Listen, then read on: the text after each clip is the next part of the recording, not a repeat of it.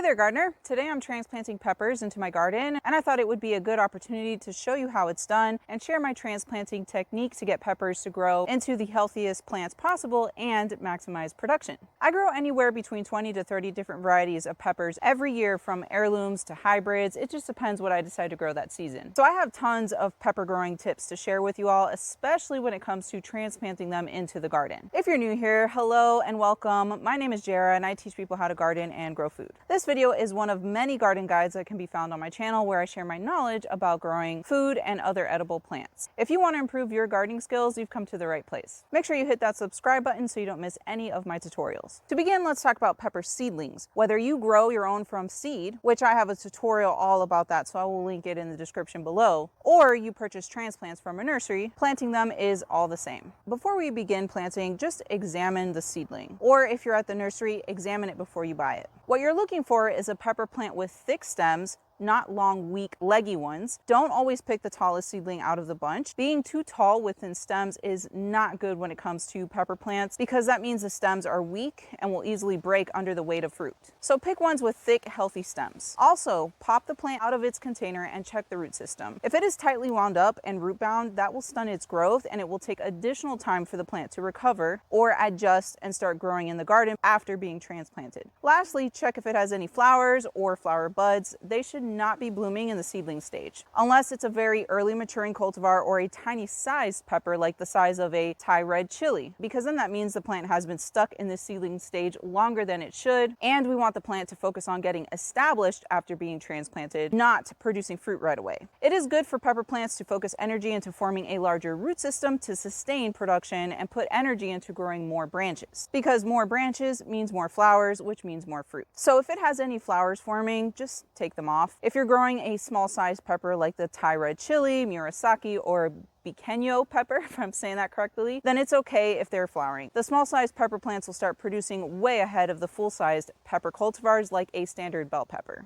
Let's review the supplies that I like to use when planting peppers. This is all optional, but I really like the results. If you have healthy soil, they will grow okay and produce something. But I like to add fertilizer and amendments to help my plants grow optimally and produce lots of high quality fruit. So let me show you what I like to use and why. First up is fertilizer. I add an organic granular fertilizer like Espoma brand Garden Tone, or what I have here is the Tomato Tone. I grow a lot of tomatoes, so I have a lot of this at hand all the time at home, so that's why I'm using it specifically. Plus, peppers are in the same family as tomatoes and they have similar nutrient requirements. You want to look for a fertilizer that is higher in phosphorus and potassium than nitrogen when it comes to peppers. Too much nitrogen promotes lots of leafy growth instead of more flowers and fruit. I highly recommend you use an organic granular fertilizer so you don't risk burning or overdosing your plants, which can happen if you don't use synthetic fertilizers as directed. But you can use synthetic stuff like 10-10-10 or Miracle Grow if that's what you want to do. Just make sure you follow the directions. I also like to add minerals in the form of rock dust or powderized azomite. If you can find the water soluble kind, even better. This contains phosphorus, which helps support fruit production, and the minerals improve flavor. I also notice that my peppers tend to be slightly larger in size when I add minerals into the soil, so I think peppers really enjoy it.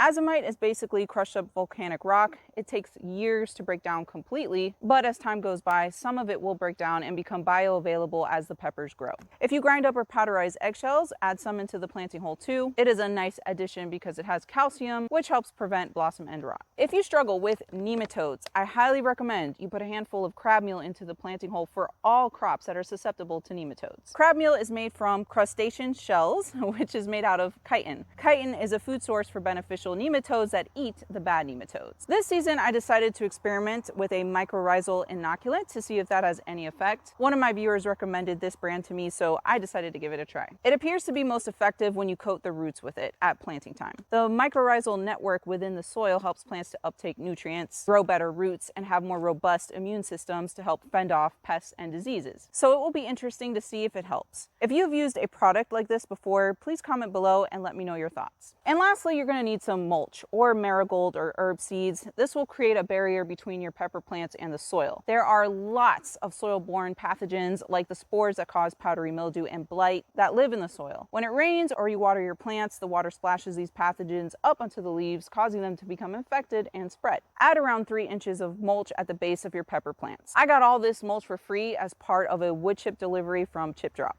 Another alternative is to direct sow seeds from marigolds, alyssum, nasturtiums, and various herbs like thyme, oregano, and dwarf types of basil underneath the pepper plants. Sow the seeds very densely so they fill in the area and block water backsplash. I will link in the description to where you can find all of these supplies. And like I said, all of these things are not required to grow peppers, but they help maximize the production out of them. This is important to me because sweet peppers, especially the large-sized sweet bell peppers, don't produce many peppers per plant. Thus why they are expensive at the grocery store. There are a few exceptions like banana and Marconi sweet peppers. They just always produce a lot for me. But large sweet bell peppers like Chinese Giant, King of the North, and California Wonder, just to name a few of the most popular big-sized sweet bell peppers, don't produce loads and loads when compared to something like hot peppers, for example. Those things are monsters. They produce a ton even straight through the middle of my very hot Florida summer. And the pests and diseases don't seem to like them at all, but will easily go after my sweet bell peppers. If you know of any heirloom or hybrid large-sized sweet peppers that produce a ton, please comment and let me know. I might grow it next season. But I absolutely love sweet peppers. I cook with them almost every single day. I especially love the more unique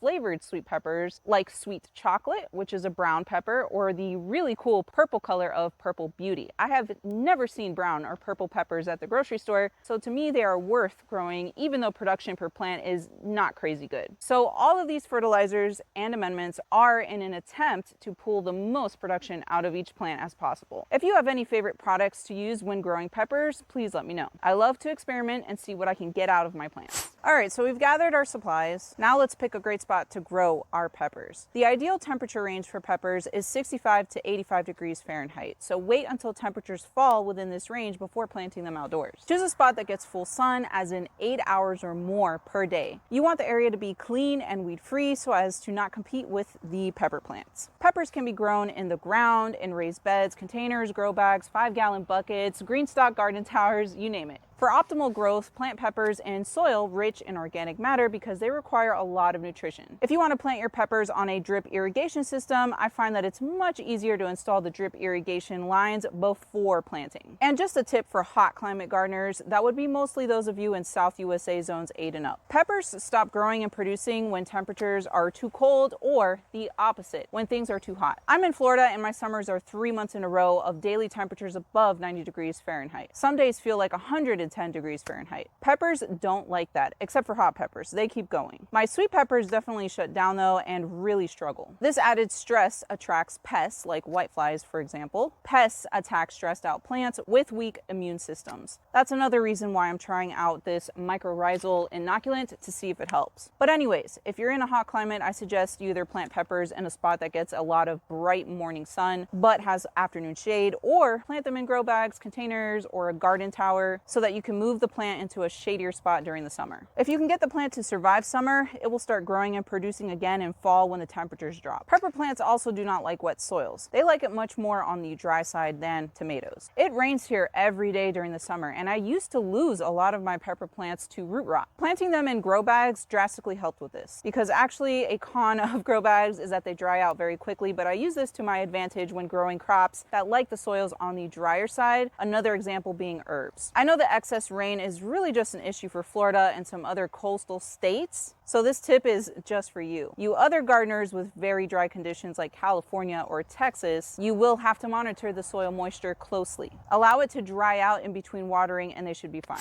Okay, let's talk about supporting our pepper plants. This is going to depend on the cultivar. Some pepper plants stay pretty small. They are compact and bushy and don't really require any support. This is usually the small fruiting cultivars like Italian Bullet, Murasaki, or Biqueño, for example. The larger fruiting types like Yellow Monster, which is a sweet bell pepper, will require support. Those plants can get very bushy and tall, and in my garden, the tallest pepper plant I have ever grown was around 3 feet tall and 3 feet wide. They would get much bigger, like what I see in some other people's gardens, if it was not for the fact that my summer shuts them down. So I lose a lot of potential for growth. You want to give these large sized plants support because the weight of the fruit can cause the stems to break. Also, you don't want heavy stems to bend and touch the soil where it will make the plant come in contact with pathogens and pests. The easiest support is actually large sized tomato cages that you find at the store. I do not use tomato cages as supports for actual tomatoes though. Unless it's a dwarf cultivar, tomato cages are not big enough to support a full size 15 to 20 feet long indeterminate tomatoes, so please don't use them for that. But anyways, for peppers, tomato cages are great.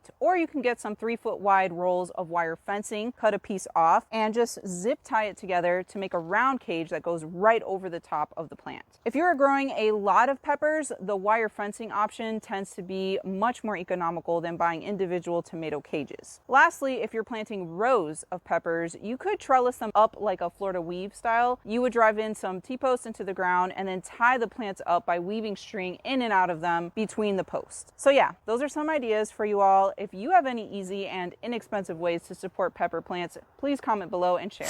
Next, let's talk about pepper plant spacing. In general, I follow square foot gardening guidelines when it comes to spacing. It says to plant 1 pepper plant per square foot. This works fine for the smaller fruiting peppers. However, I don't like it for the large plants because, like I said, some of these things get 3 feet tall and bushy. Plus, I find if they're too crammed together, there's poor air circulation, which means the leaves can't dry quickly, and that invites tons of pests and diseases. So I like to space mine at minimum 2 feet apart, or even better, 3 feet. If you're in a drier climate, then it's okay to plant them dense at 1 every square foot. All right, time to plant these pepper seedlings. Whenever I have a lot of a particular crop to plant at one time, I like to kind of batch every step as much as possible because that really helps to speed things up. So the first thing I would do is dig up all of the holes. And that way too, I can kind of eyeball where I'm going to be planting everything and what that looks like in my garden. Since I have drip irrigation lines already installed in my garden, I'm going to dig a hole right underneath one of the emitters. Once I have all the holes dug up, I like to go and kind of pre-mix all of those fertilizers and amendments that I was showing before, except for this mycorrhizal inoculant, because this actually has to come in contact with the roots. We're going to sprinkle this into the planting hole at the very end, just before we set the seedling into the hole. That way those roots come in direct contact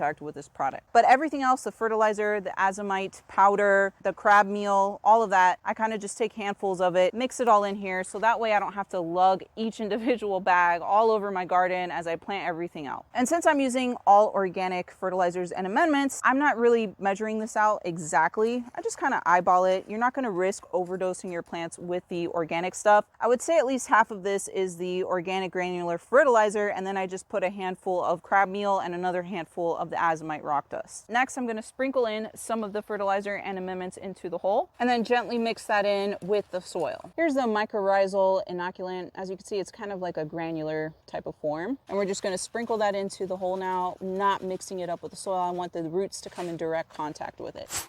Okay, so our hole is ready. Now we can start popping in our plant. This variety is called Aconcagua. I don't know, I have a hard time pronouncing things. You may have noticed in some of my videos. I think it's because I was born and raised here in Florida, but my entire family's from the Dominican Republic and they all speak Spanish. So I kind of took on some of the ways that they pronounce English words, if that makes any sense. But anyways, I'll put the name of this pepper right here. This is a large fruiting heirloom variety. So I definitely want to plant it in a spot where there's plenty of space for this root system to get really big and the plant to get nice and bushy. As far as my smaller fruiting peppers like the Pequeño, Murasaki, Ají Cachuca, if I'm saying that correctly, I actually plan to plant those in my green stock garden towers. Since they're smaller size peppers and plants, I think they'll do very well in that kind of a smaller size container, so to speak. But yeah, so all the larger fruiting types either go in the ground or in grow bags. So all we have to do is pop this one out, pop the plant into the planting hole, fill it up with the surrounding soil, and then pat it down gently so those roots come in good contact with the soil and you can get rid of any air bubbles that might be in there. Lastly, you're going to want to heavily mulch this, like I said, at least 3 inches. I have a ton of wood chips that I'm using as mulch. I got a free delivery of chip drop. I usually get one once a year, and that supplies plenty of mulch for my entire garden.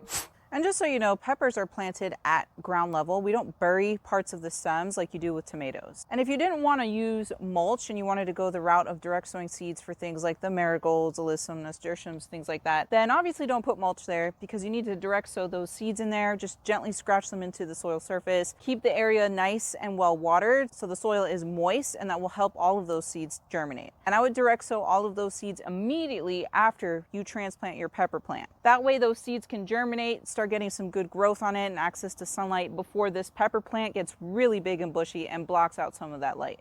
In a few weeks, you should notice new growth as the plants start to get established in their new spot. When you see new growth, it's okay to start fertilizing again. I fertilize once a week with about 1/8 cup of an organic granular fertilizer like the Espoma Garden Tone or Tomato Tone. This keeps the nutrient supply consistent, promotes rapid growth, and high production. I fertilize every Friday. I call it Fertilizer Fridays, so I remember to do it. I hope these tips help your pepper seedlings get off to a great start and produce abundantly. I will be giving an update in the next few months so we can see if the mycorrhizal inoculant helped with production, so make sure you're subscribed so you don't miss that video. I have a lot of work cut out for me. I gotta finish transplanting all of these peppers into my garden. Happy gardening, and I'll see you in the next video.